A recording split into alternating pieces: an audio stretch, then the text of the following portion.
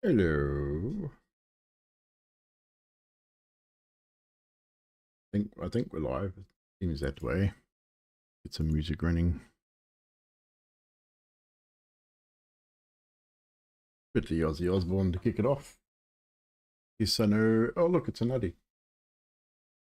Wait for the ads to finish before we really get into it.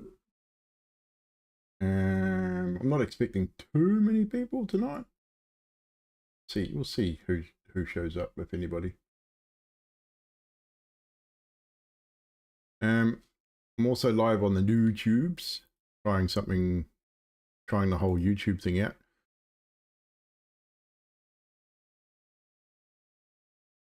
It doesn't look too bad, bit of screenception going on there. Quality's pretty good. Yeah. Pretty cool. Let's wait for this ad to be over. It's like another minute before the ad finishes, just in case, before we kick it off.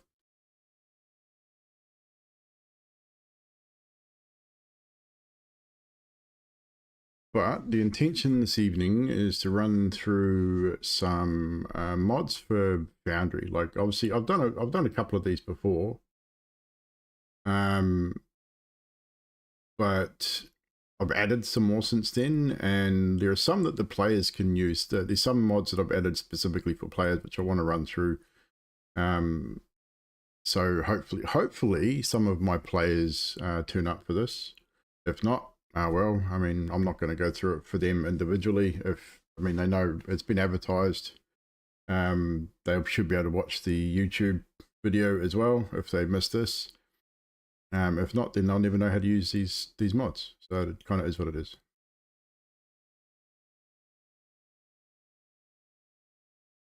And I got some announcements moving forward as well. I mean, it's Sunday evening. It's like, it's almost 8 o'clock our time here in New Zealand. So it'll be like, I don't know, 6 o'clock, 5, 6 o'clock in Australia. So a lot of people probably having dinner and shit. I mean, depends on what time they have dinner, I guess. Welcome back. So, announcements, although probably falling on deaf ears because the only person in the chat already knows what this, and I did announce it in the Discord as well. The experiment with mimics and minions failed miserably, so I've deleted that account, and all future content will be here and also on the YouTube. So I've decided to multi-stream to YouTube. I'm not really focusing on YouTube too much. If we get views over there, we get views over there. If we get some chatters over there, then awesome. The main focus will still be here on Twitch, obviously. So that includes Mondays will be map making. We'll do map making Mondays again. Thursdays, I'm not sure yet because Pew Pew Fridays is a thing. So because of a particular D&D campaign being postponed indefinitely, I'll probably do Pew Pews every Friday unless I have something else on. Obviously, if something comes up, we'll do that. But until further notice. So that'll be every Friday, and we'll alternate between games. Obviously, next Friday is Killing Floor, so I'll probably do Call of Duty again this Friday. So Thursday night, at this stage, I'm not sure what I'm doing. More than likely open lobbies on Call of Duty, because why not? I like Call of Duty. I'm going to be playing it a lot. It's on Game Pass, so if you do have Game Pass, there's always that option. So Mondays, Thursdays and Fridays at this stage will be the stream schedule. And of course, every other Saturday will be Land of the Lost. Again, everything's announced in Discord. Like if anything's happening, it's going to be on Discord or on Twitter or X. See if we can sort of rebuild a bit of a community here with put some consistency back in the stream. Because I know I've been inconsistent. I've been all over the place with it. Trying to figure out what I'm doing with the channel. Obviously been working again, so I've kind of been not around on the channel, and I think pretty much the channel's virtually dead. Like we've gotten to that point where no one's really coming to stream anymore, which is discouraging and kind of disappointing. but it's not anyone's fault. I mean, the only person's fault's mine for not being consistent. But obviously, with work, I can't be 5 days a week like I used to. And yes, I'm just killing time to see if anyone's actually going to turn up and for this, which at this stage I'm assuming probably not. So we'll get into the basics of it anyway. I run Foundry Virtual Tabletop. I'm currently running version 12, the latest build of version 12, which is build 324. So obviously a lot of things are breaking because they're doing some major updates with the version of Foundry and new version of D&D 5e, which is the game system we predominantly play in. So that is a big issue there at the moment. So there's a lot of modules there's a couple of modules specifically that are not working currently because of that. But as you can see, I do have a lot of modules. So I'm just going to quickly go through them and give you a rough idea of what they are, and then we'll get into the actual what the module does and what modules are more specific for players. First thing, we've got 5e stat block importer. Pretty straightforward. Gives you the opportunity to copy and paste a monster stat block and import it into Foundry. I do not use this very often because I have over 3,000 monsters imported from D&D Beyond. So I really don't need to import stat blocks. However, there are monsters that I have available on PDF from other sources like Kobold Press and stuff like that, where if I wanted to use that creature, I can import that stat block into D&D, into Foundry. Active Auras is a quality of life module which basically controls auras in combat. So Paladin has an aura as an example. It does deal with that. Active Token Effects is a token module designed for effects that are directly on the token, the character tokens themselves. Always HP is a way of tracking, reducing and increasing one's HP.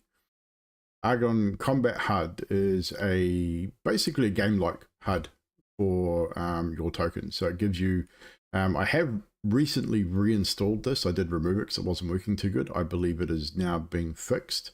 So I've reinstalled it to see how well it works. We'll see. Auto rotate, pretty self-explanatory. Auto rotates the token. So when you're moving around, the token turns and faces the way that it's moving. Autocomplete inline properties is a behind the scenes mod for basic, and again, self-explanatory. It auto-completes, and as you're typing, it just auto-completes the line for you. So anything with automated in it, automated animations, again, spell animations, attack animations, it handles that. Carousel Combat Tracker is a combat tracker that's on screen on the canvas itself, which is a visual representation of the initiative tracker. So Cauldron of Plentiful Resources. This is one I'm not actually using at the moment. It is not compatible with the new version of 5e, but it is a really good module which handles a lot of things, animated stuff as well. But it also uses MIDI QOL, which is also not compatible with 5e, and dynamic active effects. I have it there because I do intend on using it when it's up to date. Chat Commander is just it's a chat handler, more animation stuff. D&D Beyond, DDB Importer. This is importing stuff from D&D Beyond, like monsters, spells, items, and such. Great module, must have for 5e, especially if you've got a D&D Beyond subscription. Defreds, condition effects, and things like that.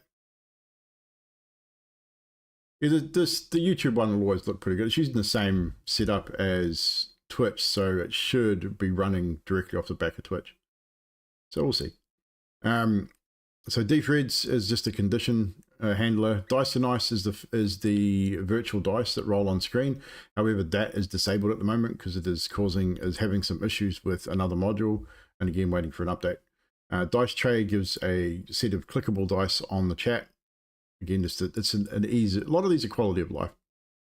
Drag Ruler is one which we'll go through. This is a player one.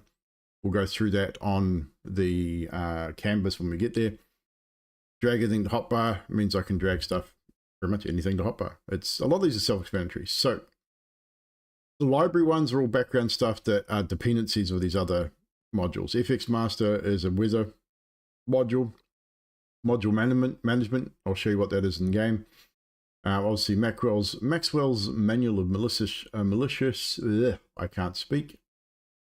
Maxwell's manual thingamajiggy is just gives you some lingering injuries and things, and we'll go through that later as well. That's more for me, but it just adds a little thing to the game.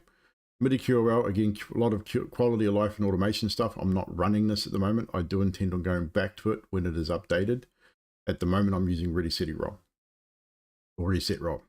Minimal UI, again, for minimizing the Foundry 4 UI, which is pretty large.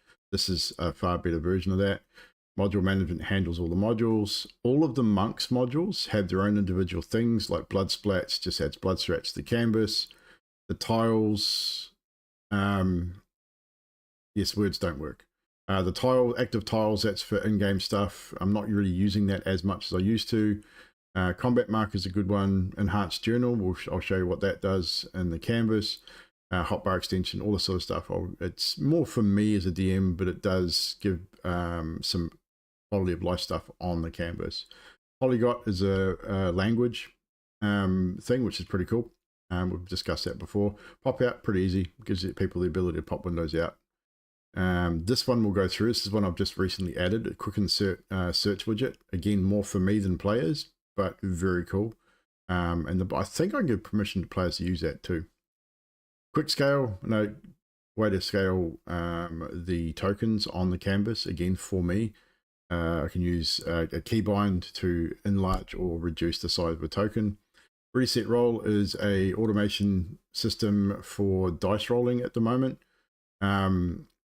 It's working, but it's not working so well with Dice So Nice, which was causing double rolls of the dice. Not such a big deal, but I prefer not to use them while they're doing that. So waiting on an update from either of these modules to fix that problem.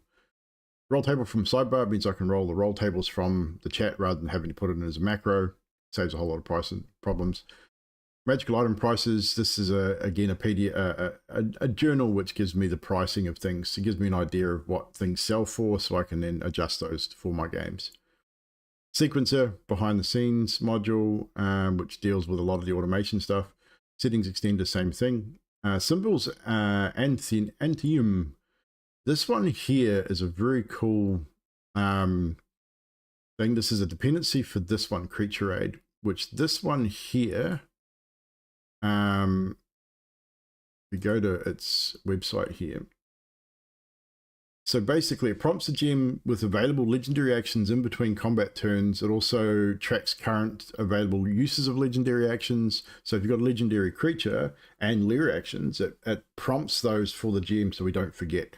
Plus, some creatures have an automatic regeneration of health, like vampires as an example. It also prompts that too. So it gives me, like trolls and things, it gives me a chance to say, it prompts up and said, do you want to regen the 10 hit points something? And if they've not taken the appropriate damage to stop it, I can then go yes, and it'll do that. So that one has come in very, very handy for me. Smart target, again, not a necessity, but a very handy extra targeting information. Soccer lid behind the screen. Splatter is just another blood one, which I've just recently added, which adds blood splatter as the creature takes damage. And then obviously Monk's blood splats adds a blood splat when they die, right? Removes a token and leaves a blood splat where they died. Time's Up is a way of tracking spell durations. Token magic and tokenizer are token ones, obviously. Universal battle map importer. This I've recently put back in. I don't normally use it. I normally I put my own maps in and wall them myself. But what I can do with Foundry is, instead of exporting it as a WebP or a PNG or a JPEG, I can export it as a universal VTT map. And then what that'll do, when I import that into Foundry, it will automatically wall it for me. this doesn't always work because I don't always use proper walls and doors. So I still will need to do some work, but it'll do the bulk of the walling for me. If I add a light source, it'll automatically add that light source as well. So it has its uses. So we'll definitely look at that. So at the moment, I've got obviously Land of the Lost Campaign 2. I've got a one-shot thing, but I've also got a test world. So we're going to go into the test world. This is where I've been doing all of my testing on modules. And this way, none of my players, if they show up, will see anything they shouldn't see as well.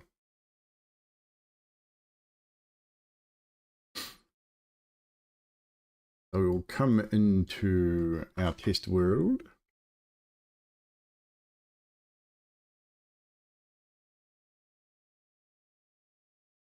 Yeah, no spoilers.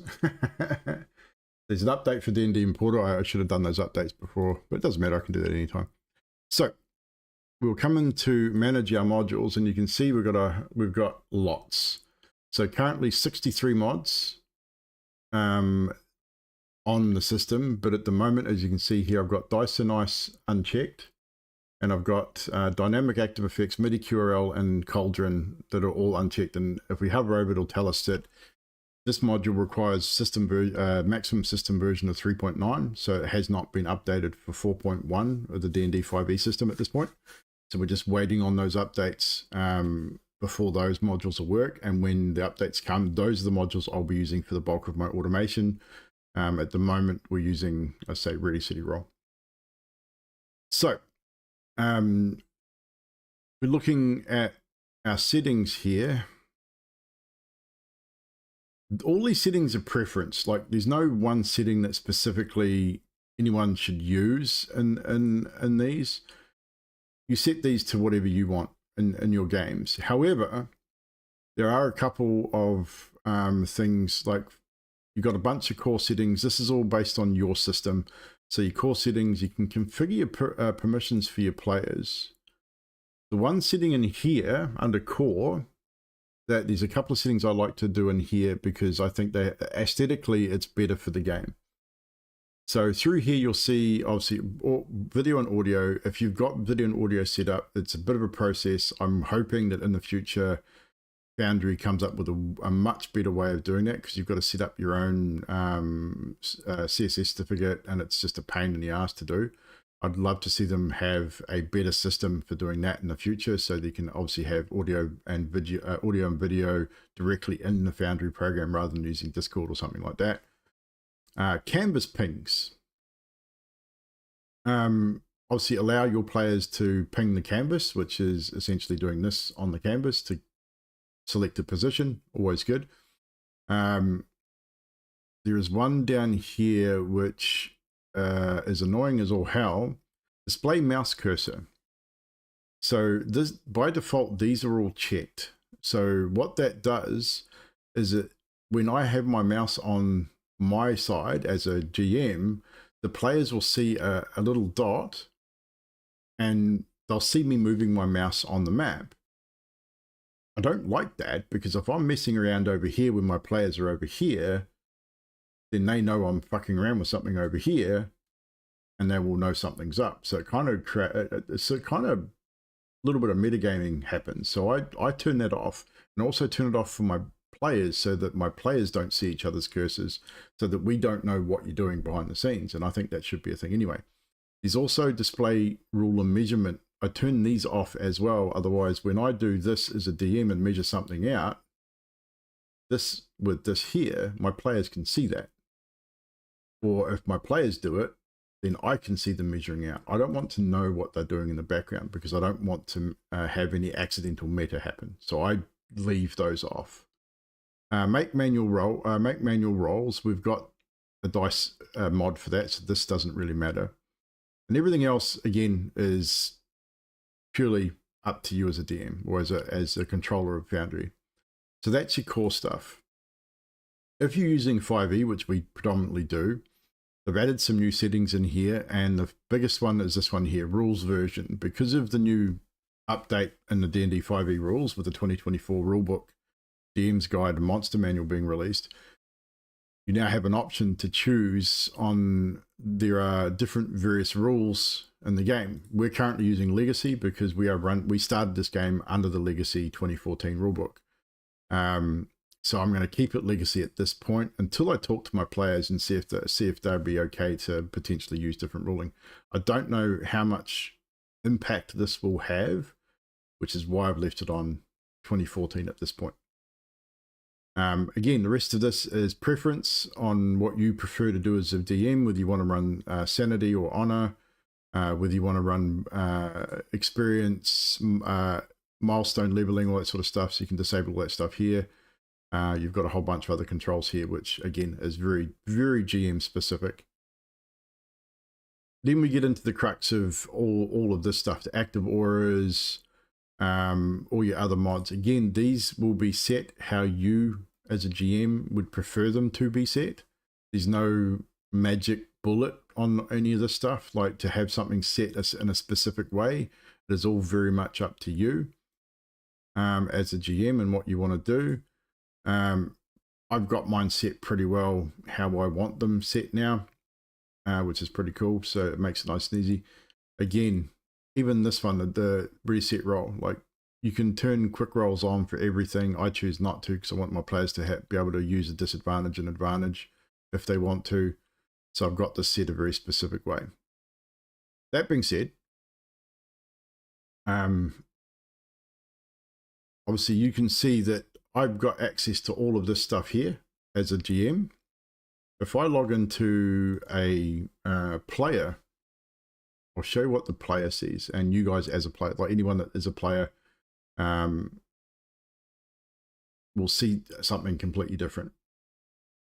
Because obviously you don't have access to the same stuff that the GM has access to, but there are some settings that you as a player will have access to. So I'll just grab Dill's old character here. This is off the old Waterdeep game too, by the way. So this is what the player sees on theirs straight away. So you got games paused here. They can't do anything, but as far as the player is concerned, all they see is their own player. This is your character sheet within the new system. But if we come to the settings, you can still see as a player, you still have a list of settings here. Not everything. You don't get the same. You don't have access to a lot of this sort of stuff. This is under core. This is all stuff you can do to, what's up, Hex? This is all stuff that you can do as a player to adjust your quality of your game. Do a quick shout out over here. Bit of a shouty shout for Miss X and Himlock, aka Yanti, who is also a player in one of my games. Welcome in. So on the core settings, and if you're a player on the core settings, you've obviously got, you don't worry about configure audio video. We're not using that. You can configure your combat tracker, what you see on your, so you've got, obviously you can set a commentator, whether it's epic or flight commentator or none. You can also turn this music off. So I run battle music whenever we get into a battle, and obviously you guys on stream don't hear it. It's specifically for the players to avoid copyright.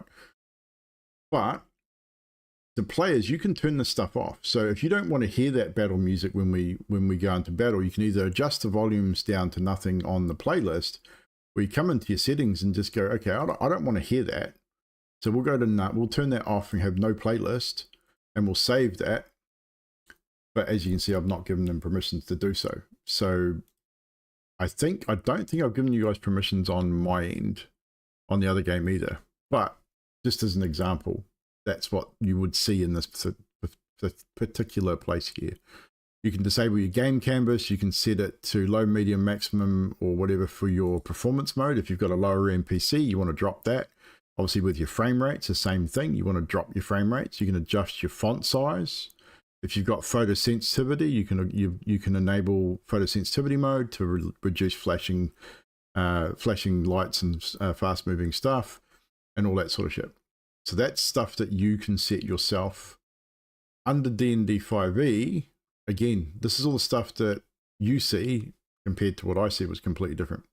So you've got control hints, you've got obviously trays and chat, and things you can do there. Always HP, same thing. So there's a lot of stuff in here that you can mess with. I would suggest probably not a lot of the time unless you know what you're doing. If you're not sure, ask your GM because they'll have more of an idea. Same with your dice tray. You can turn your dice tray on and off if you want to. I wouldn't suggest it. When we have dice and ice running, you would also have an option here to sort your dice as well. So you would be able to customize your dice. I have turned that off at the moment because it's not working correctly. Hopefully it's working before our next game, but not a big drama. So there's a lot of stuff in there that you can look at. But I do want to go over, before I look at some of these other mods, is your character sheet with the new D&D 5e system. But I also want to let you guys know, especially the players in my game, that you have an option. You don't have to use this sheet. If you go to your cogwheel when you're in game and select the cogwheel at the top here and go to, you've got a legacy 5e sheet. So you can select this and hit save, and it takes you back to the old one, which has everything on that front page. It's not as flashy as the other, but everything's tabbed here instead of down the side, and a lot of things are on the front page. It's a little smaller. It can be a little easier to deal with than the new one, but you have that option as a player to either select legacy or default. I like the new one personally. I don't think I've added tiny sheet in here. I was going to, but I decided not to because it wasn't really necessary because of the legacy sheet. But I like this new setup. I like this. So to go through it and give you a bit of an understanding of what it does. Obviously, we've got our main information at the top here. Top right, we have your level, whether you have inspiration or not. You've got your special traits, which you can click on here, and it gives you, I don't know that you guys can do that or not. I think this might be just for me, potentially, but players have access to their sheets anyway. So for example, Dags might have had reliable talent. So we'll click that and we'll update special traits. So he's now got reliable talent. Things like that. So that's the stuff you'd add in on that area there. You've got your long rest and your short rest buttons at the top here. So if we go for a short rest, you click short rest, it'll give you a pop-up. It'll tell you, okay, you've got, because he's got different levels, so he's 4 levels rogue, 1 level sorcerer. It's got both his hit die in the drop-down menu there. So we're going to select his rogue D4, and it's not a new day, but we're going to roll 1 of his hit die. And we'll come over here and say he's rolled a max on a 6, and then he's going to rest, and it tells him over in the chat here that he's had a short rest, and he's used his hit die and would automatically up his hit points if he needed it, which he doesn't because clearly he's already at max. So that's there. Your XP is directly below that. To alter this, obviously for any time, unless the DM has a mod for it, top right, top left, you've got an edit button. Click on the little spanner, and then you can obviously adjust this. So we can adjust it to 14,500, hit enter, and he's got a level waiting for him if we really want to do that. Then you click that back and it sets it up. So you've got a portrait here, which you can click on and have a bigger view. You've got your armor class, and obviously if you wanted to change that, you'd use that same technique by using this, which gives you access to alter any of this stuff. HP, initiative, proficiency, speed. If you've got a walking, flying, swimming, it'll all be listed there. Your hit points, hit dice. There's a list of favorites here. We'll get to this in a minute. In fact, I will delete all of these and show you how to add to your favorites list there as well. Because by default, there'll be nothing there when you first get a character page. Next, you've got your skills listed in alphabetical order. Down the left here is whether you've got proficiency or not. So if it's got a filled in, it's proficient. If it's got a double circle, you're an expert. If it's blank, then you're not proficient. And these skills will adjust accordingly. Next to that is your saving throw, same deal. If it's got a dot in it, it's proficient. If you're not proficient, it's blank. If it's expertise, you'll have a double ring. You also have race, well, actually, classification, creature type, race, and then subclass. Also have your senses, whether you have dark vision or not, immunities, armor, weapons, and languages, all listed on this front page. Next tab, all the tabs down the side here. So your next tab over, we have your inventory, but you don't just have this, we also have a bag here which you can click on. So you also can store things in this bag inside the game. So this is not just what you have, this is what is like a quick access, and then you've got all the stuff that's in your bag as well. So whether your GM runs encumbrance or not, I don't believe in it. I just take it, I trust my players to know that they can't carry endless supplies and use them wisely and accordingly. So that's generally the thing. You've also got a water skin, which you can have in here. I don't run it. If people carry water skin, we'll do a top-up shop every now and again where they'll replace things like rations and stuff. I don't track rations and water because to me, I find it pointless. It just makes no sense to do that. But as long as they have at least one of those items in there, in their inventory, then that's fine. The thing is, Nutty, if I didn't trust you, then why am I doing it at the end of the day? Why be a DM if you don't trust your players? If you are having trouble mistrusting your players, then you shouldn't be a GM, honestly. But also too, the only person that anyone's hurting by metagaming and by doing things like that is the player. Like, it doesn't really affect anyone apart from the player. So you're only hurting yourself. So we'll just go through the tabs. This is inventory. You can search your inventory. We've got a sort manually. You can sort it here as well. With that, you can group it by category. You've got an attunement slot, so it tells you if you've got any attuned items in there as well. Next up is your features page. So this will tell you, again, at the top here, your classes. So obviously, Dags here has got 4 levels in Rogue and 1 in Sorcerer. His subclass for his Rogue is Arcane Trickster, and he's got Wild Magic Sorcerer. So it also gives his features. So he's got his Rogue features here, so Sneak Attack, Cunning Action, Thieves' Cant, Roguish Archetype, Spellcasting, and Mage Hand, Ledger Domain, sorry. Then he's got his Sorcerer features, his Species features, or his class features, race features, and then other, like Fey Ancestry and all that sort of shit, as in that tab. These can also be rolled from here as well, if you really wanted to. So clicking on Sneak Attack, as you can see, pops up a prompt here to roll. We're going to roll that, and then we've got the damage over here in the chat, and I can apply it from here as a DM. So all this stuff is clickable and can be rolled or give you information in the chat, which you cannot see behind me, so I'll do this a couple of times. So here I've clicked on Mage Hand, and it gives you the information in the chat. So if you're wanting to share it with everyone, you could. To do it yourself, just to read it without sharing it to the chat, hover over a particular thing in your inventory, center click it, and then you can move your mouse freely over to the side. So center click over the side here, and then if it's got more details, you click on more details, and you can read it. But if you move your mouse off it, as you saw there, it will disappear. So you hold your mouse over it, click on more details, leave your mouse on there, and then read what you got to read.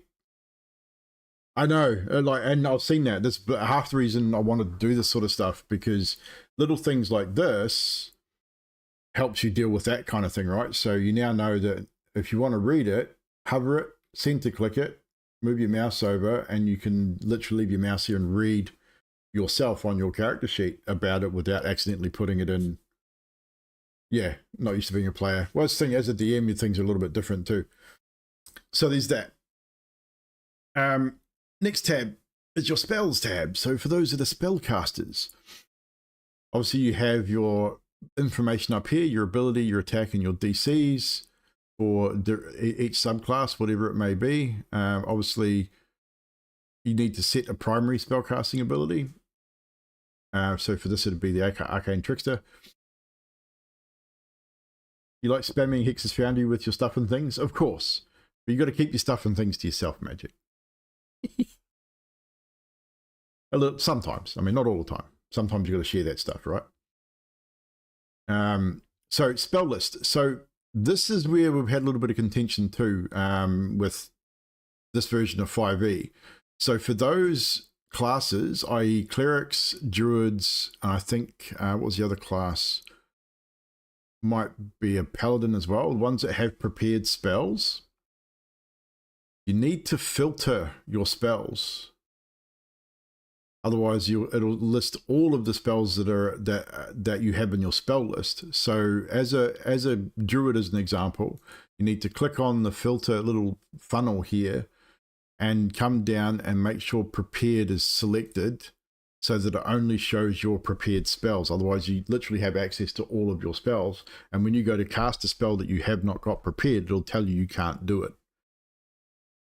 So rather than having all those spells listed, always at the start of each game, make sure you have this filter. But also too, when you're in game and you want to know what you've got as a bonus action or a reaction, you want to say, shit, I need to know what spells are an action.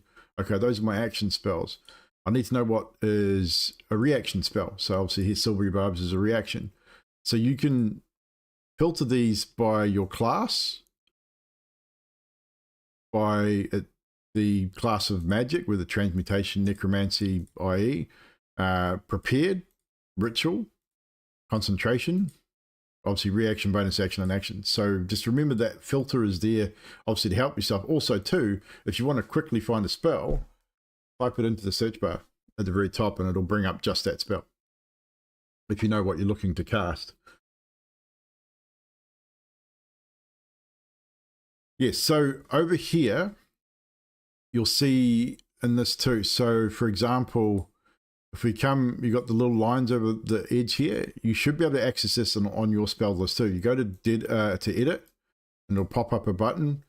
You got details, activities, and effects. If you go to details section, it'll tell you a lot of information as well, whether it's prepared or like this again. Spell preparation mode, always prepared, pack magic, all that sort of stuff. But if you hit this up here, it gives you that bit more information as well. But normally you can click it. I mean, I can click it if you need to and always prepare a spell. We set a spell to always being prepared so that it's always listed. And I've done that with a lot of things in this as well. But as a general rule, as long as you know what your spells are, you're usually pretty good. And D&D Beyond helps with that. So next tab is the effects tab. So obviously when I turn around and say, hey, look, you've just not rested really well, you're now exhausted, you can either do this yourself and add that condition, which you can see it's added up here as well. It's another mod that I have. Or you can let me do it on the token. So if I don't know if I can drag him out. I can't, I'm not DM.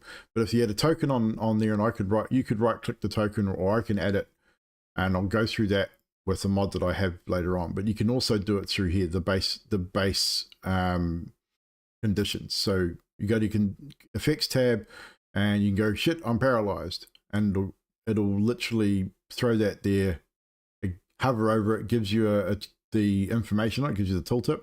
So a paralyzed creature is incapacitated, can't move or speak. The creature automatically fails strength and dex saves. And attack rolls against the creature have advantage, and attacks, any attack that hits the creature is a critical. So it gives you the information that you need.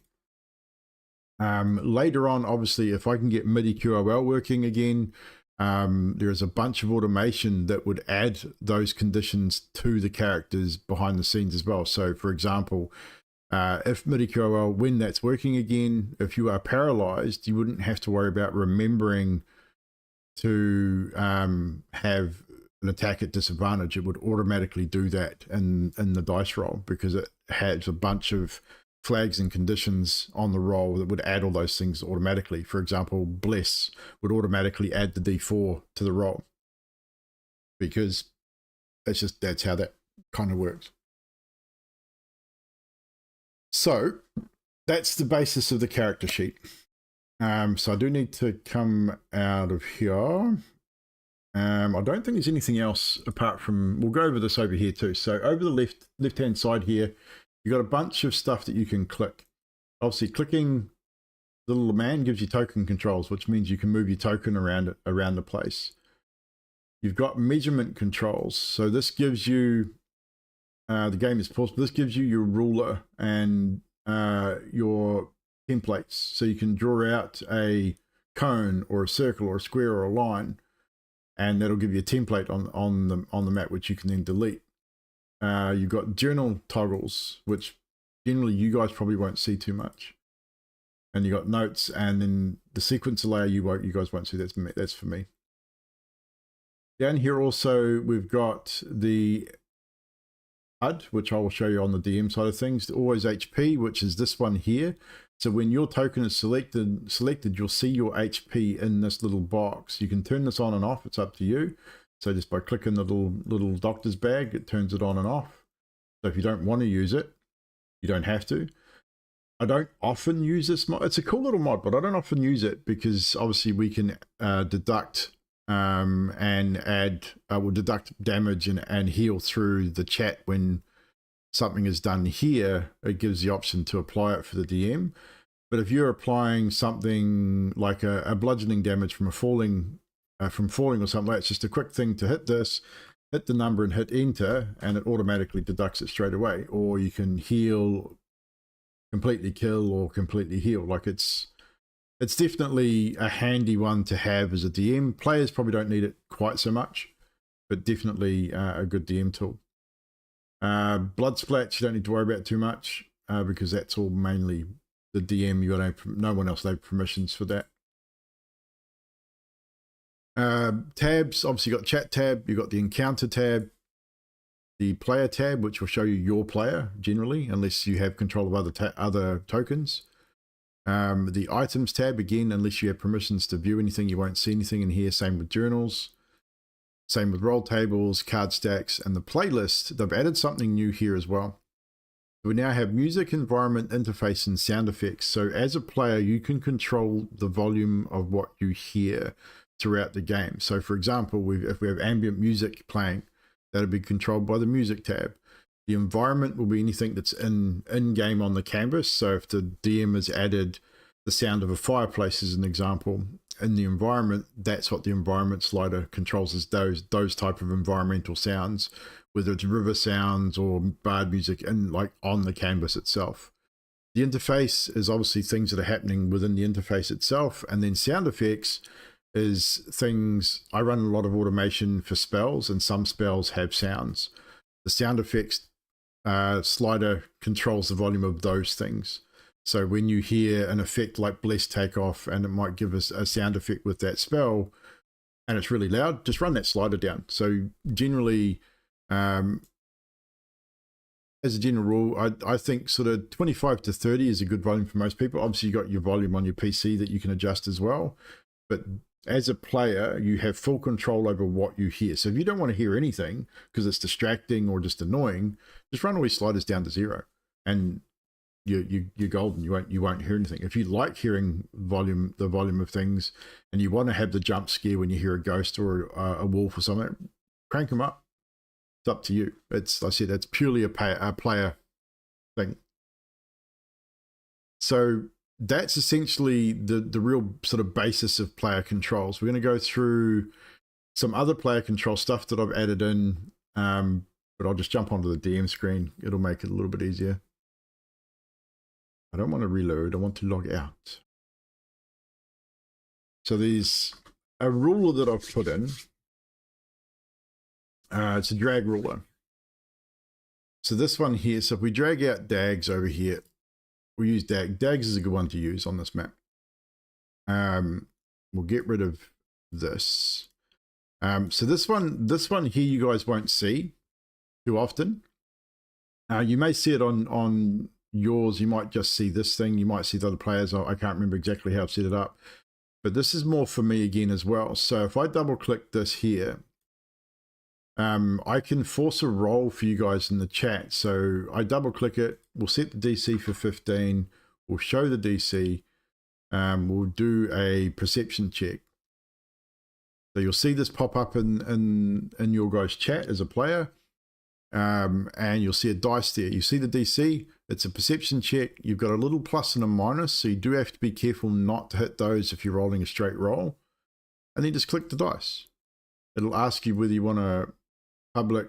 So this is popping up at the moment because this is all up the shit. But, so I probably don't need the plus and minus here, but either way, rolling it normal, it rolls it and puts that into the chat. Too easy. And that I can do with anything, whether it's a save, a skill check, just a straight dice roll, whether it's if you've got thieves tools or jeweler's tools, I can do all that stuff here. We can do contested rolls. I can make you make a death save, and I can turn around and say, we're going to private roll, GM roll only. We're going to request that, and I can get you to roll a death save. And he's not dead, so it won't happen. But I can request a death save from the player with this, and only I will see it as a DM. So this one I quite like too. This is Monk's token bar. The Monk stuff is very cool. I like Monk's things. I can also right click it, open the character sheet directly from there if I really want to.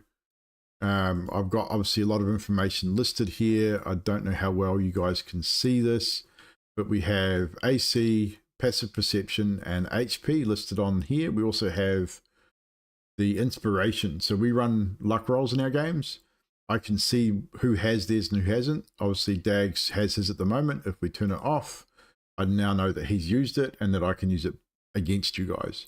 So that's how I'm tracking that with the token bar, which is again, it's a very helpful little tool, and it makes things a little bit easier for me.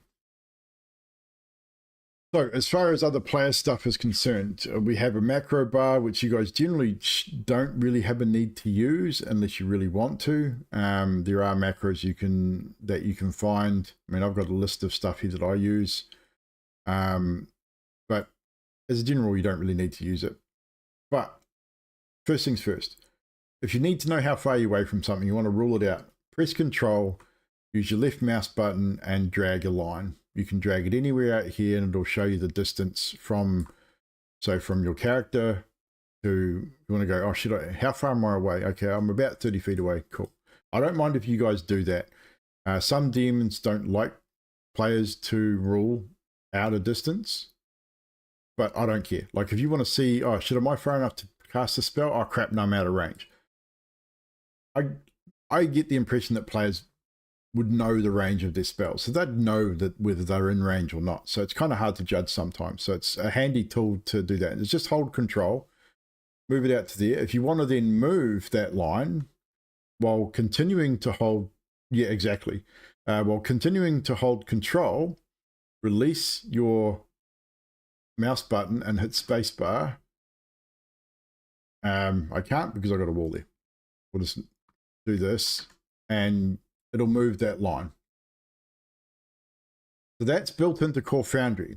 Now, the one that I've added, it allows you to do this easily enough, but if you, without pressing Control, if you grab your token with your mouse and start moving a line, you'll see that it's green. You'll see that it goes yellow. If we get to green, if I hit spacebar, it'll add a waypoint. And you can now see that that's 30 feet of movement, which is Dags' movement speed. If I then continue to move to there, you can see it's another 15 feet. This is Dags' dashing distance. Spacebar adds a waypoint. And then now you can see that it's red. So you now know as a player, shit, I can't go that any further than that. Yellow, the end of that yellow is as far as I can go. I can dash. Okay, so now you're going to let your mouse go and it'll automatically move that length. So that waypoint thing you can use anytime. So for example, I'm going to move to here, then I'm going to move to here, and then I'm going to dash, and I'm going to move to here, and I'm going to come down to here, and we're going to move that whole line. Yo, JJ, what's up?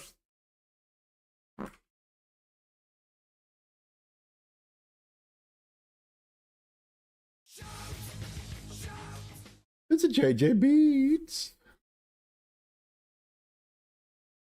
Just by hitting spacebar. So hold the character with your mouse. So you grab your character with your mouse and start dragging it. If you hit spacebar, it adds a waypoint on this one. So literally, I could put a spacebar, a waypoint every 5 feet. And it'll measure it every 5 feet. You know when you get to yellow, that at the end of the yellow, that's as far as you can go. So green is your full 30 feet of movement. Release your button, and it follows the line. So this one's different than the other one. So this one, you're literally just grabbing the token and moving it, and the space bar, as you click, to set a waypoint. And then release the button to move along those waypoints. But what this does, more than anything, is it just allows you to know how far you can go in your movement. Green is your standard movement. Yellow is your basically your dash, your bonus action or action to dash. And obviously red, you can't go, if you're getting into red, you know you can't go that far. Yeah, so, and if you're just wanting to measure, you hold control, and from anywhere on the map, you can measure a distance. If you're doing it from your token, hold control and then measure, take your finger off the button and hit spacebar. There's a wall there, so I won't do it, so I'll do it across here. It'll move along that measured line by hitting spacebar. If you just, without pressing control, grab your token and start moving, you'll see the color coding. So even without a waypoint, by not pressing spacebar, if I want to go to there, I know I can go to there just by letting go of the button.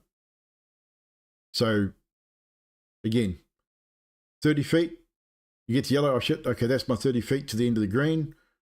Release my button and I move, no spacebar. Just to measure, hold control with the button, hit spacebar, and you move along the line. So there's two options there, and they both work well. I mean, obviously, as a player, I can move 30 feet in a movement, I can move 60 feet in a dash, and that's my lot. Do that, I hit spacebar.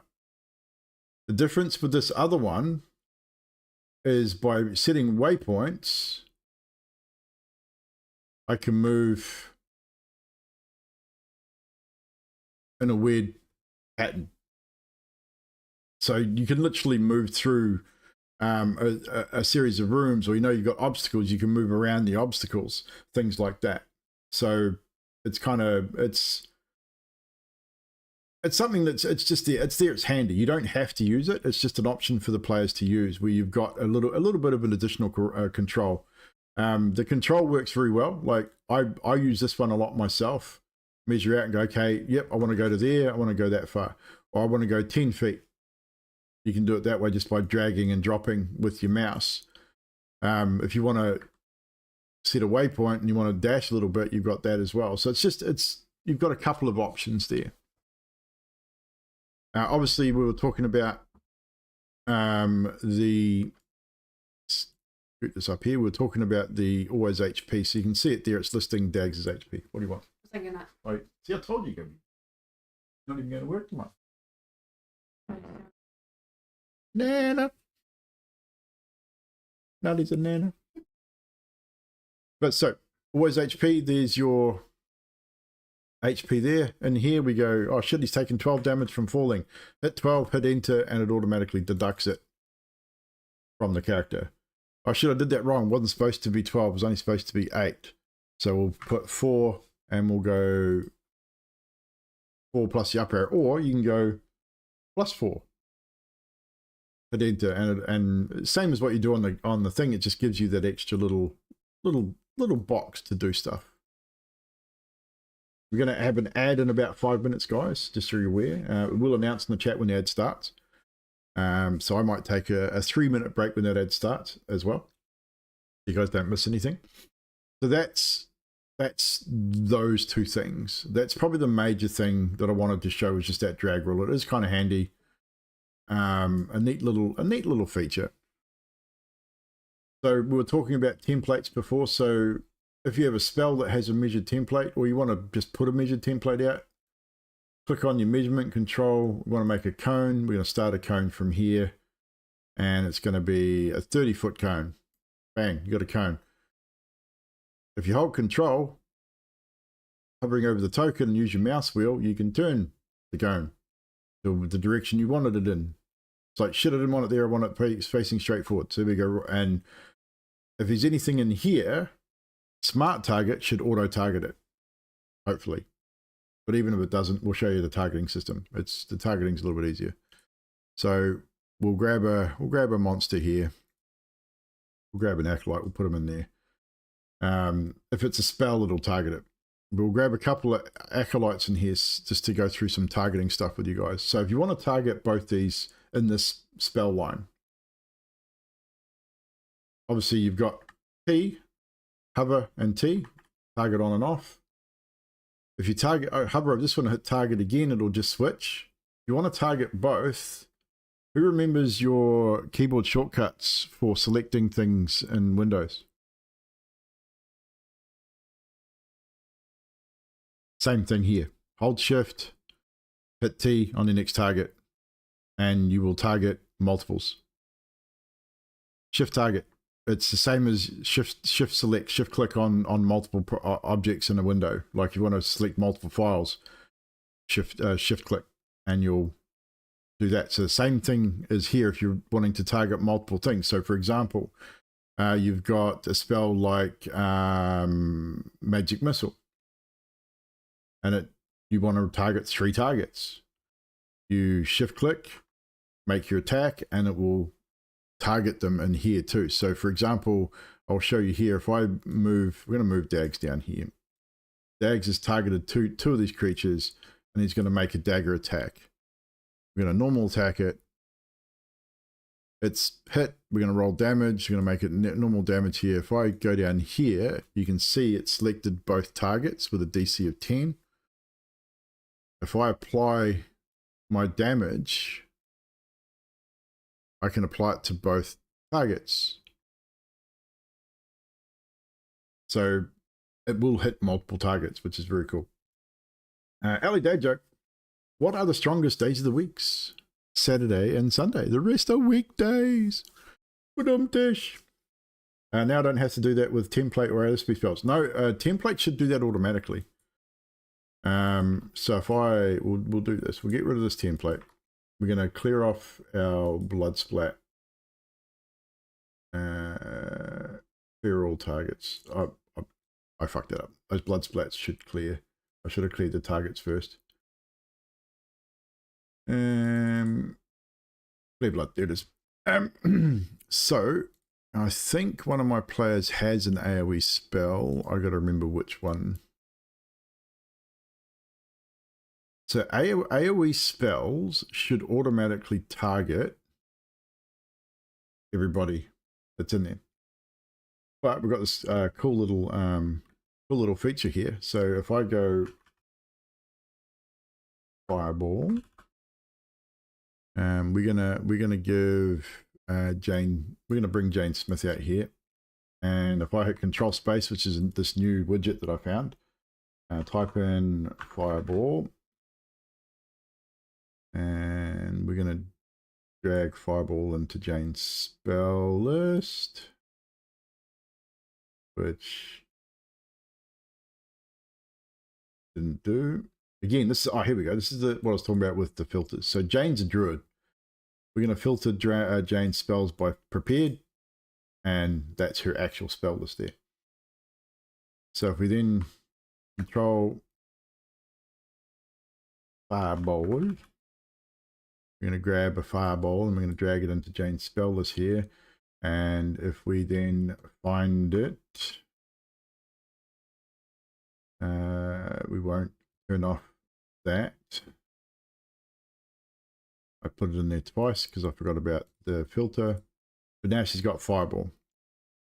So if I add my acolytes over here, we're gonna put 4 of them in here.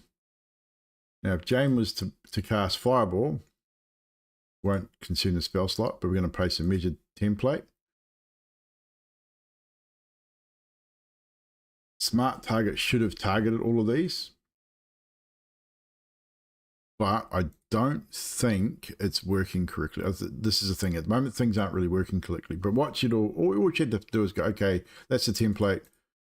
We're going to shift T all of these, and they're all targeted. And then here we've got, it's because it's a deck save, it's why it's not targeting them all. See, I would select these this way. Commercial break has started. I will be right back. I'll be right back. Don't go anywhere.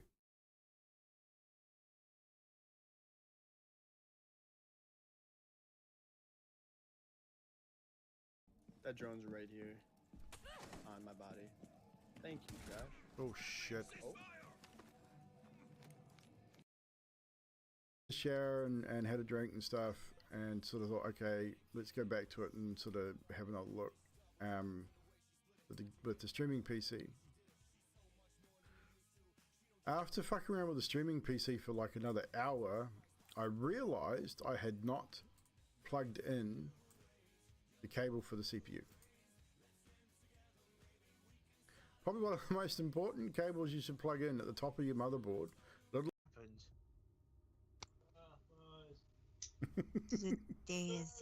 Today is my birthday. Oh, right. They grow bigger.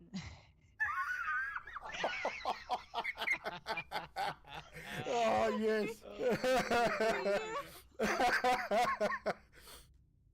Oh, shit. Adok, you're a bard. Clip Sing that, us a song, somebody. my friend. You must recover the diffuser.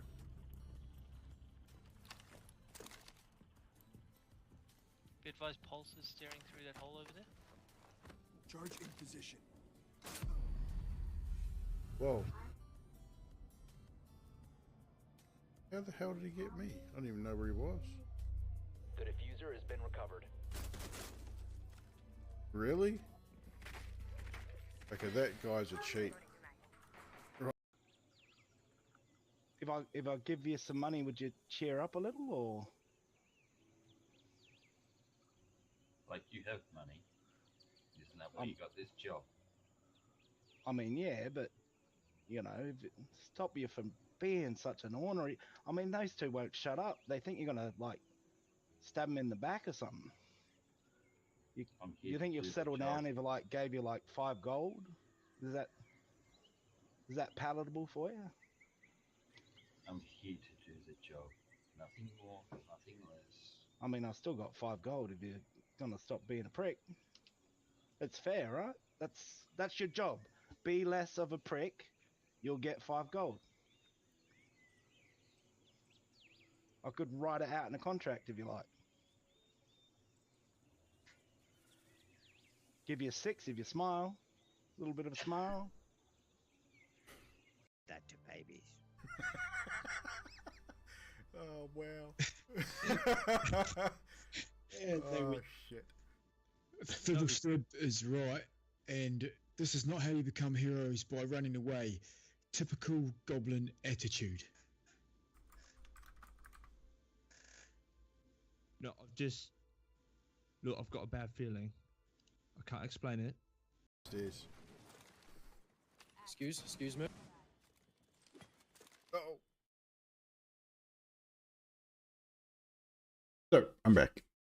But yes, normally what would happen is with Smart Target and other things, if they were all working 100% correctly, it would auto target everything in that template. It's not doing that right now. However, as said, because of the spell, I would know, okay, as a DM, I would then shift select all of these guys and I would make the rolls.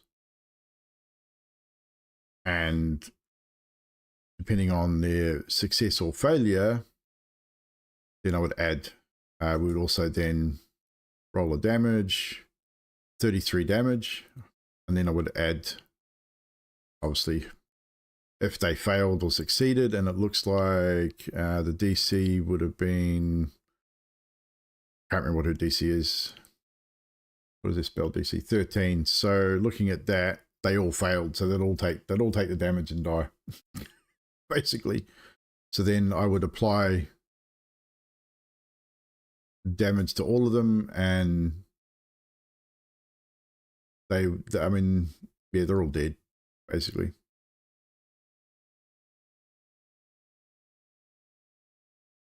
Although it hasn't listed them as dead, even though they clearly are all dead. Things are definitely not working the way they should be on some of these. But they're definitely all dead, and I would list them as such. In which case, you had to get drink, no worries.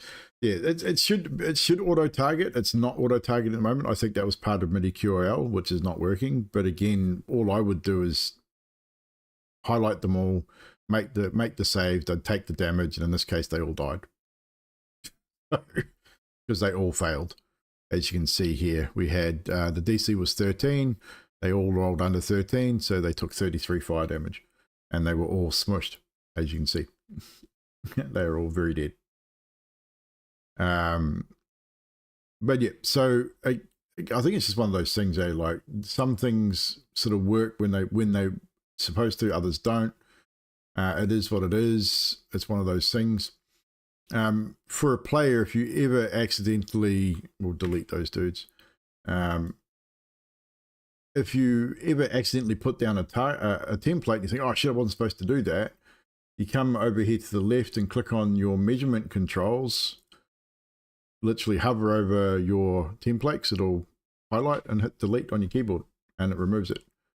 So again, very simple thing, or the DM will do it. So it's again, it's not a huge issue if you make a mistake like that. But that's generally what happens with targeting. Like you can target multiples, singles. What I see as a DM is definitely different than what you guys see as a player. When you target something as a player, you'll see these little arrows around the target to show you that you target it. What I see is your portrait in this corner of up here. I see your portrait as a player, so I know who's targeting what, that's part of Smart Target as well. So that's another neat little module for DMs. So it shows me as a DM that you're targeting a particular player, which is kind of cool. Because obviously you've got control of your token, and then you highlight and target something. It shows me anything you've got targeted, which is very cool. The other one I wanted to show you guys, some of you use it already. I know Mr. Grimm uses this particular mod. It was working and then it wasn't working, and I think it's now working again, is the HUD. So I've got it set up globally so that when you're not hovering over it for a while, it fades out, so it's not too intrusive. I've got the tooltips really small, so I wouldn't worry about the tooltips too much. However, in your settings, you should be able to adjust all this. So the HUD is very similar to, I can't remember the game. It's another D&D style game, but it's basically a game style HUD. Obviously, if you want to cast a spell, click on spells, and it shows you your spells. It gives you a tooltip on your spells. That's under action. If you go to bonus action, cast a spell, it pops up your bonus action spells. Your reactionary spells, same thing. Items, if you've got potions, if you click on items, it'll bring up a bunch of your potions. It does, I use it a little bit for monsters, because obviously, I mean, especially more so for stream, because we're streaming the DM version of the game, so this is less intrusive on here than having a character sheet up all the time. So I'm going to probably start using it for that. Celesta, that's the one. Thank you. I knew it was something like that. So again, if you're wanting to add specific things to your HUD, open your character sheet. We're going to drag and drop into here. We've got the quarterstaff. We've got on the next one, unarmed strike. So it's two different, a main hand, offhand, and then you've got ranged over here. If you had a bow or something, you could put your ranged in here. We've got a potion here in this consumables, which is not listed here for some reason, which is kind of stupid. It's because it's an action. It's not a special. So we've got this here, and you can use potions and everything from there, which is very cool. To make an attack, obviously select your weapon. If there was a target, we'll just come over here. I don't think we need the target for this. But hover over there, hit. I think we do need a target. Yeah, because it's asking for a target. You can see I'll target myself.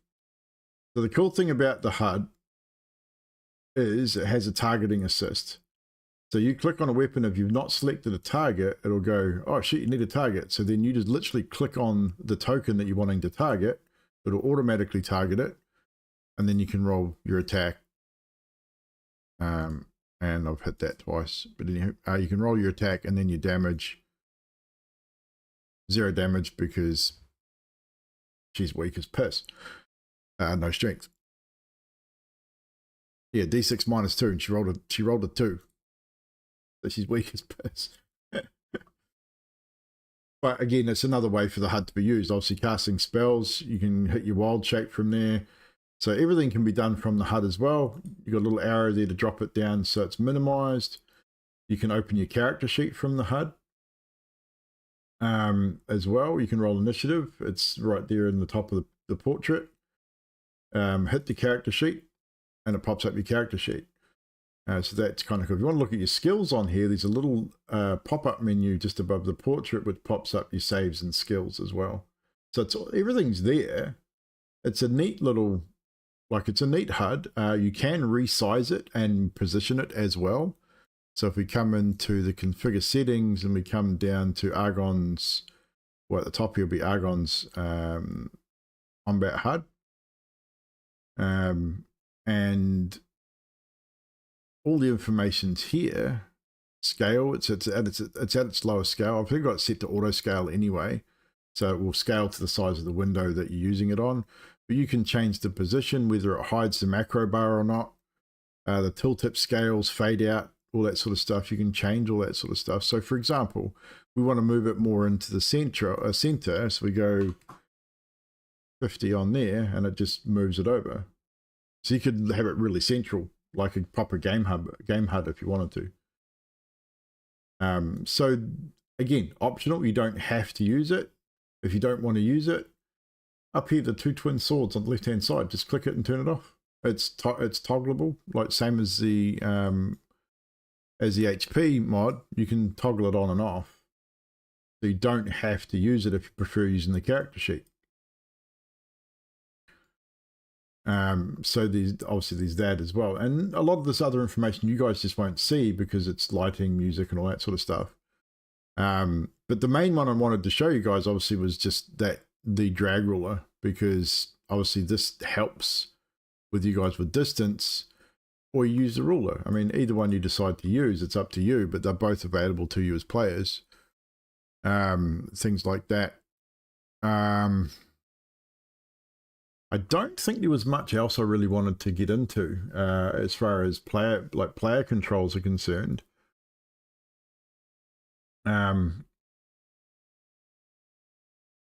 Torch. Well, actually, let's go through my top 10 5e mods that I think are essential for a 5e game from a DM's perspective.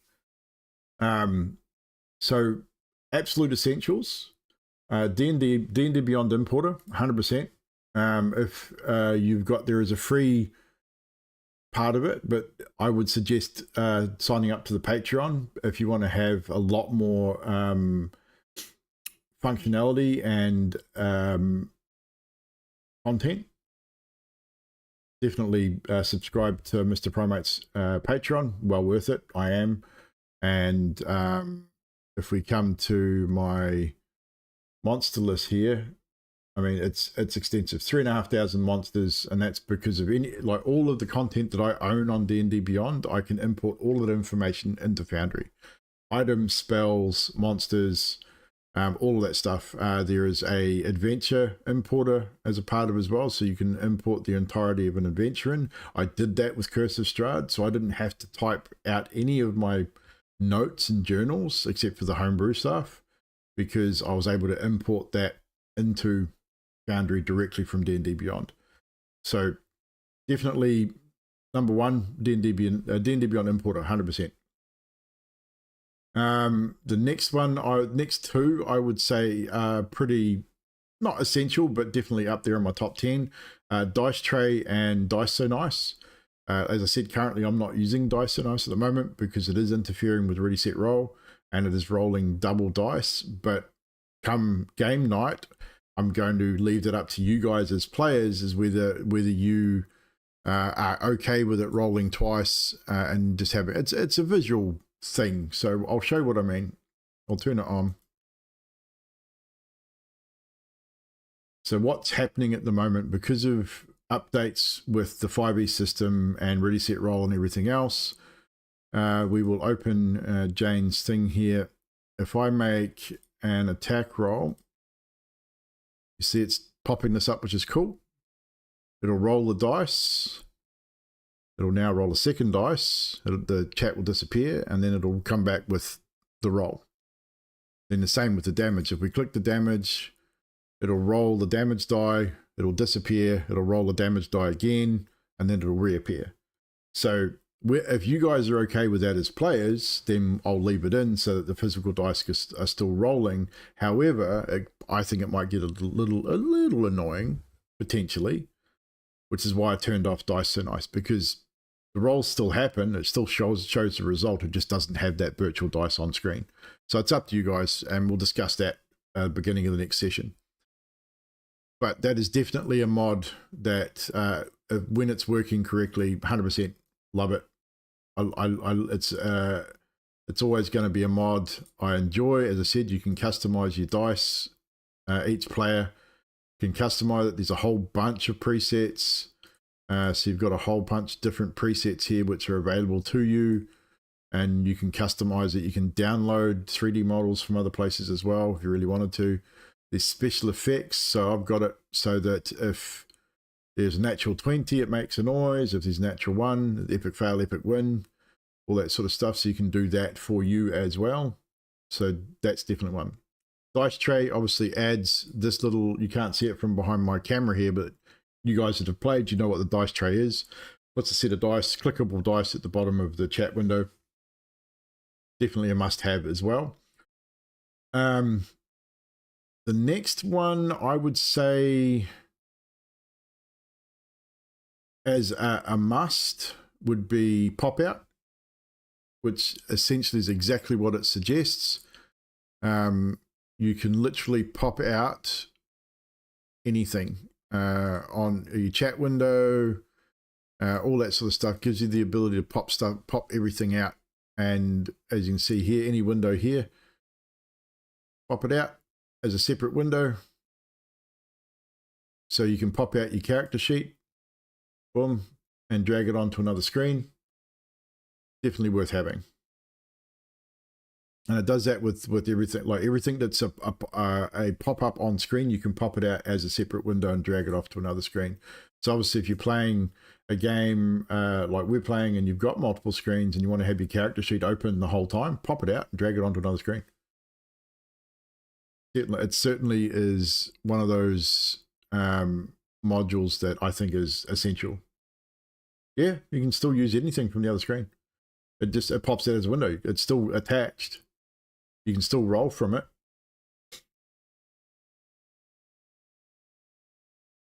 It's it's usable, 100%. The next one I would say as one that is would be up my top 10, Torch, 100%. Love this mod. So what it does is it adds a little icon to the character here, which is a torch. Let's darken this up so you can see it a bit better. So what it does, obviously, if a player has a torch in their inventory, they must have a torch in their inventory for it to work. You literally right-click the torch and turn the torch on, and gives you illumination in scene. As a DM, I can turn it on and turn it off without consuming the torch. As a player, however, if you turn a torch on, it uses a torch from your inventory. So therefore you must carry a torch, which is very cool. The torch that would work really well for Call of Cthulhu. Another one you might consider using is probably defreds too, because it adds a bullseye lantern and stuff as well. So if I'll open it up over here and show what I mean. So we've got equipment. So if I selected Jane's token here and we click bullseye lantern, she now has a bullseye lantern on and it'll move with her character. That's defred's convenient effects. I don't know that it would work with Cthulhu, but I think it should, because it works basically on the token. So you literally put it on the token and then click it again to remove it. And you can set it up as a macro. Same with torches. They've got the torch on here as well. It's the same thing. A standard lantern, a hooded lantern, which is different. Candle. And then the bullseye lantern. This one's, again, I'd say defreds is probably another really good one, because I can do this as well, which I forgot all about when we're having Bardic Inspiration.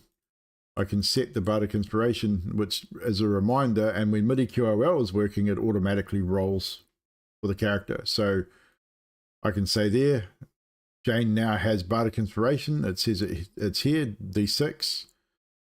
Let's make I think it's for skill checks as well. So we'll make a skill check, Arcana check, we'll make a normal roll. And normally what it would do, it would pop up and ask whether you want to use the D6 or not. We know she's got it, so I can turn around and say, okay, we're going to use a D6. And then once she's rolled the D6, okay, it's given her 14. Let's say she passed. And then I can turn around and say, okay, that's now finished. I can delete that inspiration. So defreds is another one I would definitely recommend as a good mod for 5e specifically.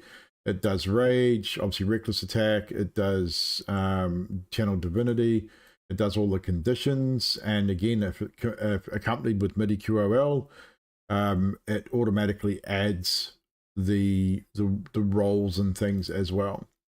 For spells and such, okay, example, bless. It would automatically add the D4. You've got things like blindness and deafness. If I gave it blindness, and under that as well, it automatically gives the disadvantage and things, but it would also blind the character and would turn their vision on their token, which I'm not sure if this one does, but it would normally turn the vision on the token to 0 as well. Vision rage, it's got it set to 0, so it automatically zeros the that out as well, and then selecting again removes it. So it's got a whole bunch of stuff. So we've got things like enlarge, reduce, which I've used on Dill's character in Land of the Lost. We'll bring our light back up so we can see. If I select reduce, it's not working. It's working on the other one.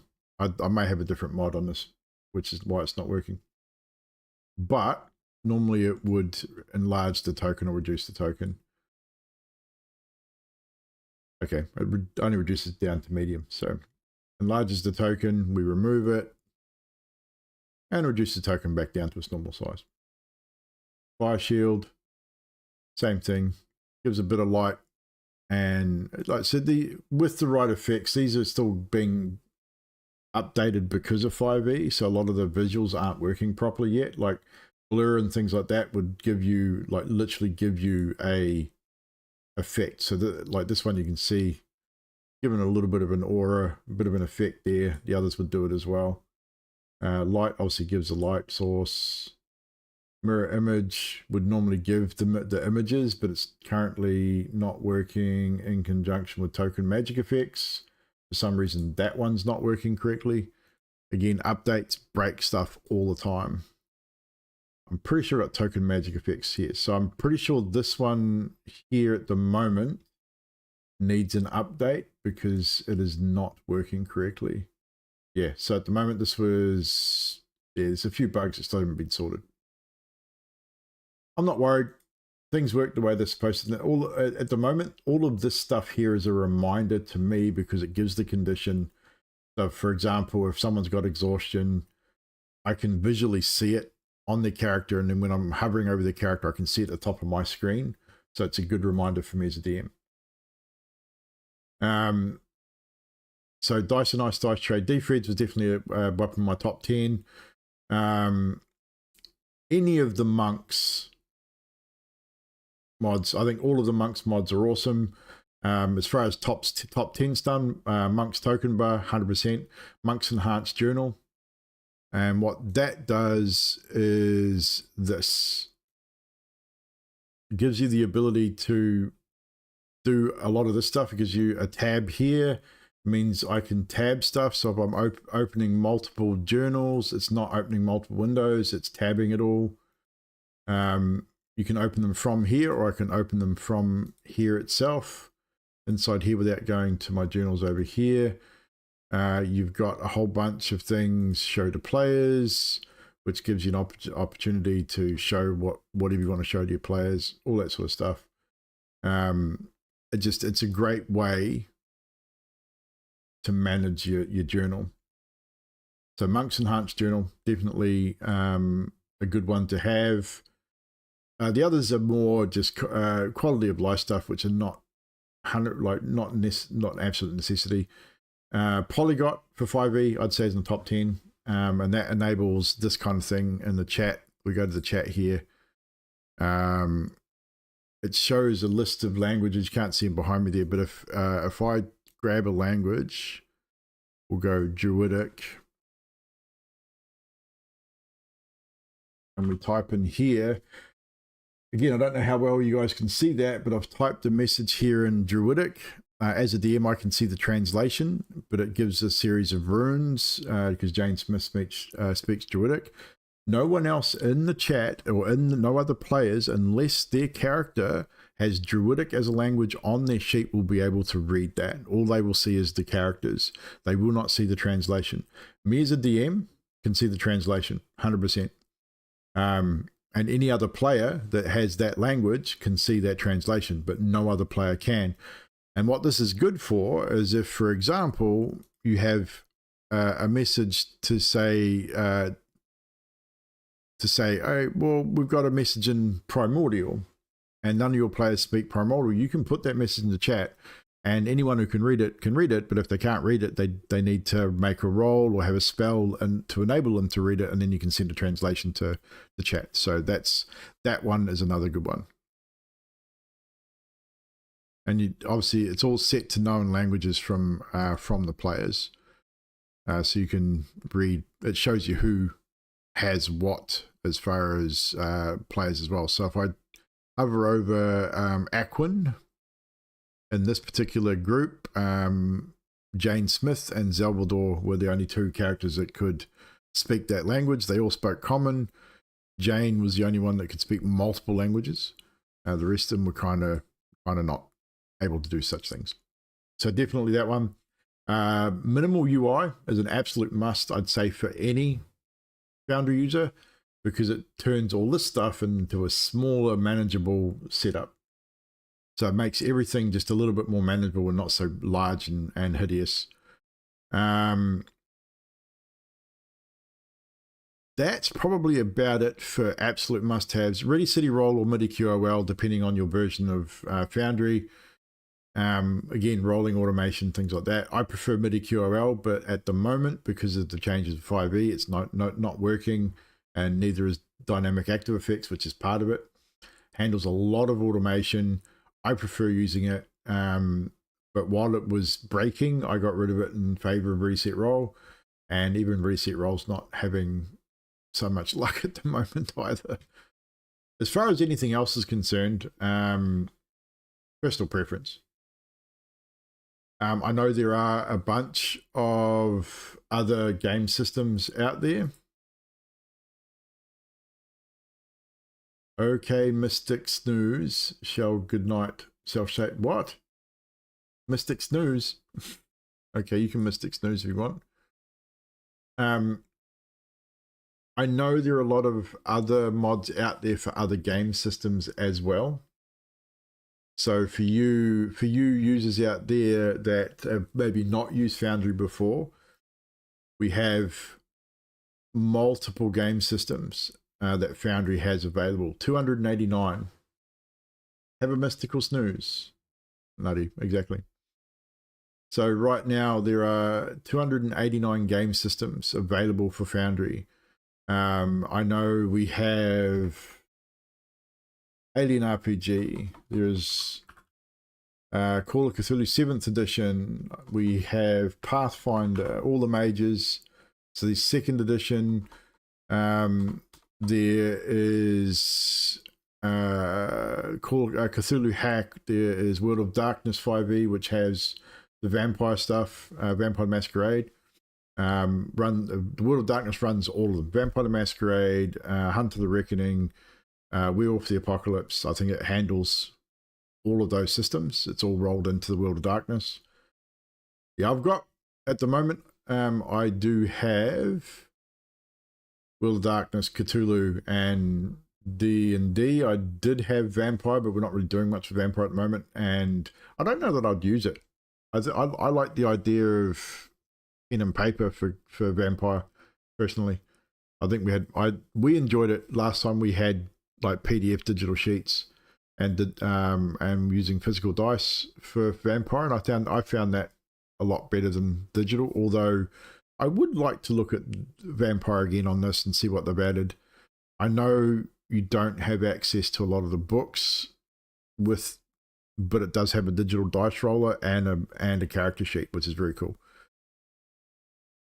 I haven't looked at it for quite some time, but World of Darkness, I mean, it's there, but I just haven't used it. Yeah, it was pretty average, I thought. Again, I haven't looked at it for so long. I don't know if I've improved it. And of course, Demiplane have that as well. And again, I'd rather use physical dice for that, and I probably would use Demiplane for the character sheets now, I think, if we were to play again. Or I would print out a physical sheet and do it on paper. But yes, I agree, Magic. Demiplane has definitely come into its own. But there's definitely a lot of systems, so a lot of new systems. And if you're a modder and you like to run like lots of mods, there are tons, like 2,600 different mods and again, crosses all of the game systems. There are, I'm pretty sure there are World of Darkness specific ones. I know there are Call of Cthulhu specific mods. A lot of translation mods for Call of Cthulhu for different languages. But there are mods that are available, are multi-platform, and things like that. So some of them are obsolete now, I will say, so do be careful if you are looking at mods. There are some that are no longer being supported because of the new system. A lot of stuff has become core with the updates, so do be aware of that. Look into what's available core before you look at anything else, things like that. But Foundry, I enjoy. I think Foundry for 5e specifically is very, very good. Obviously, partnering with D&D Beyond and WotC definitely helps them with the D&D stuff. The Call of Cthulhu isn't too bad, from what I understand. But again, I think pen and paper is almost just as good for that as well, if not better. I mean, pen and paper is where it's at, really, on a grand scale of things.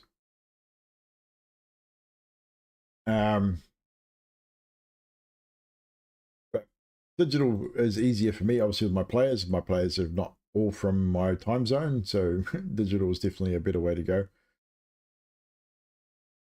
But that's pretty much it for what I wanted to get through for this. Just those few things I wanted to show the players that you could do with your character sheets and with the ruler and things. Any questions from Le Chat in regards to what we have discussed is, I guess, the next thing.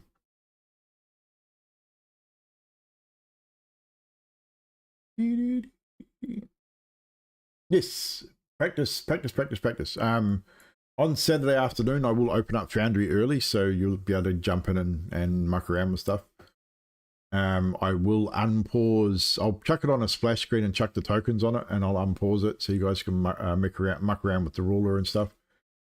So at least you get a chance to play around with that.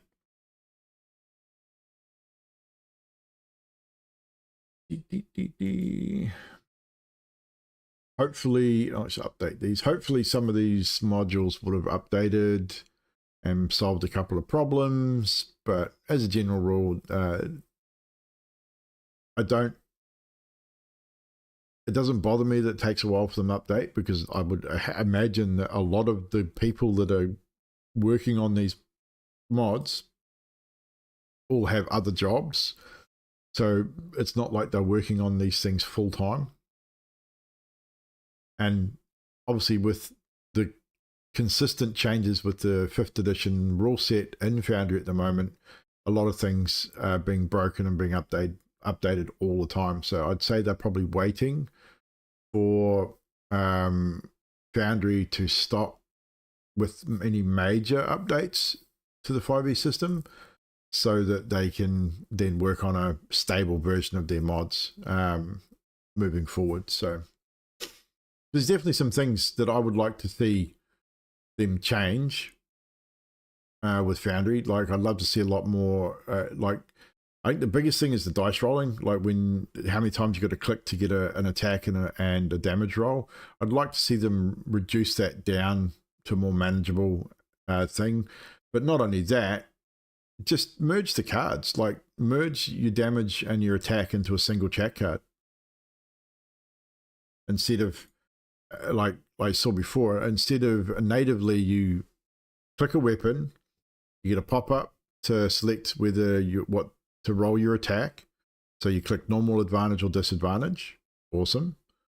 Then you get another pop-up for your damage, but it splits all those cards on the chat. So you're filling up the entire chat with 3 or 4 different cards, when for a single attack, just merge the cards like some of these mods do. And I can't see that that would be a major thing to do. I mean, surely that would be an easy thing to do for the core developers of Foundry to just a simple merge for those attacks and that. I don't know. We'll see. But I think that's pretty much covered everything I wanted to cover anyway. It was never going to be a long stream. As I said, there's just a few things I wanted to get through on that. And obviously, for those that missed it at the beginning of the stream, I'll re-announce my announcement. Mimics and Minions is no more. It was an experiment. It didn't go anywhere close to what I'd planned, and in hindsight, I probably never should have done it in the first place. Like I said, I do appreciate the people that offered their advice and support during my moment of stupidity.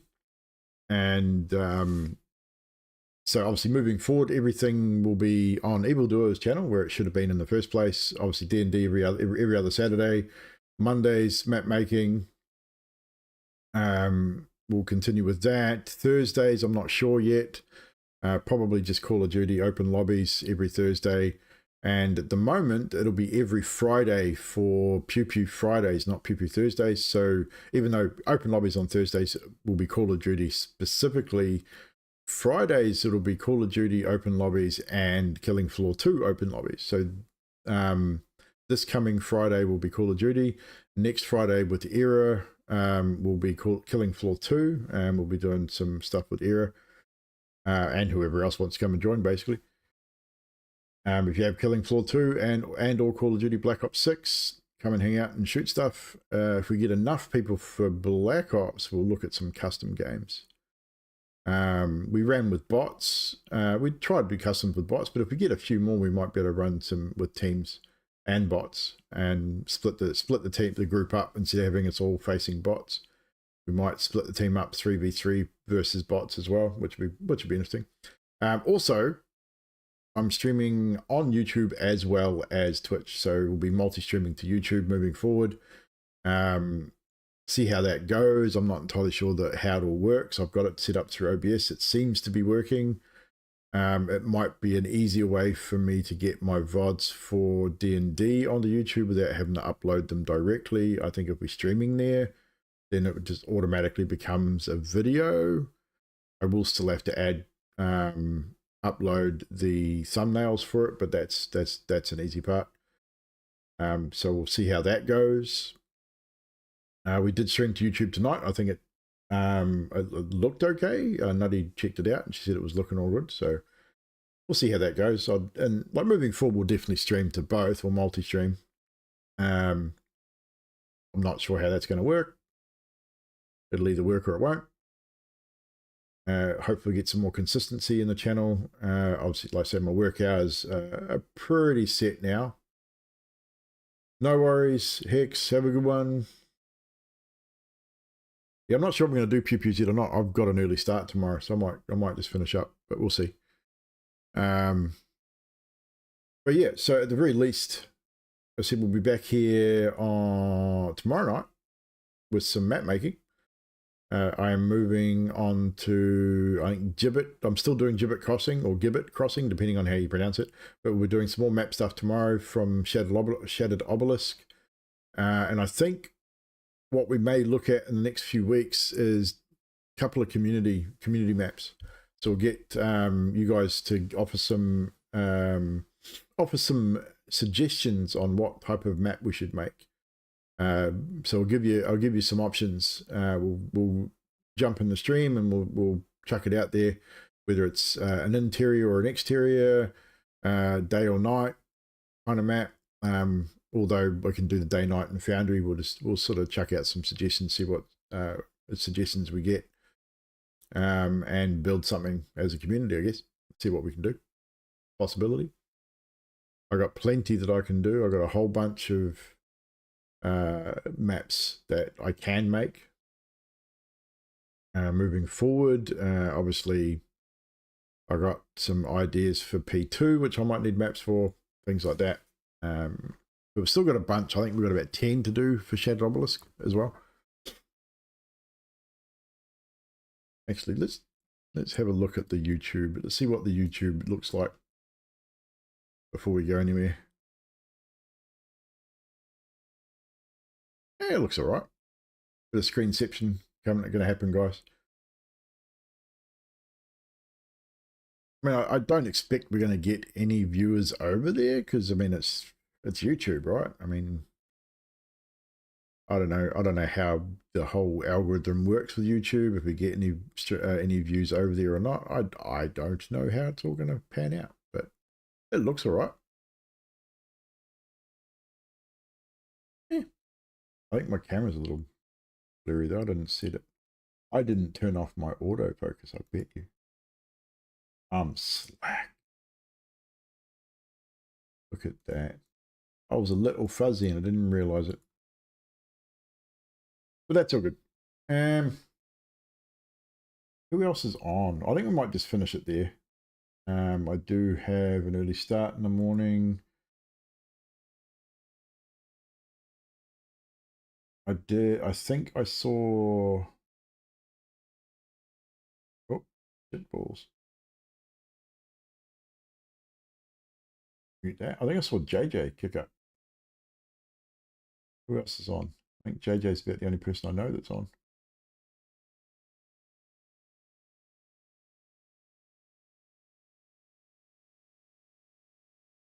It is Mr. JJ. I saw Mr. JJ.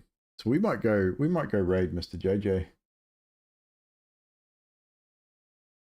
I don't know how long he's going to go for. But thank you everyone for hanging out. Appreciate it.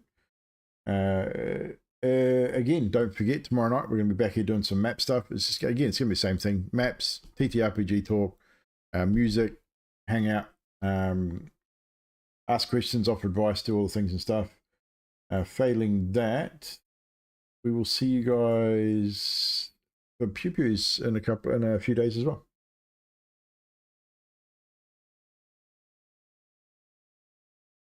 Let's raid Mr. JJ.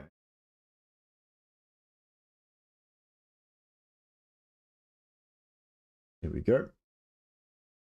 And we'll see you guys sometime soon. Cheers for hanging out. Bye.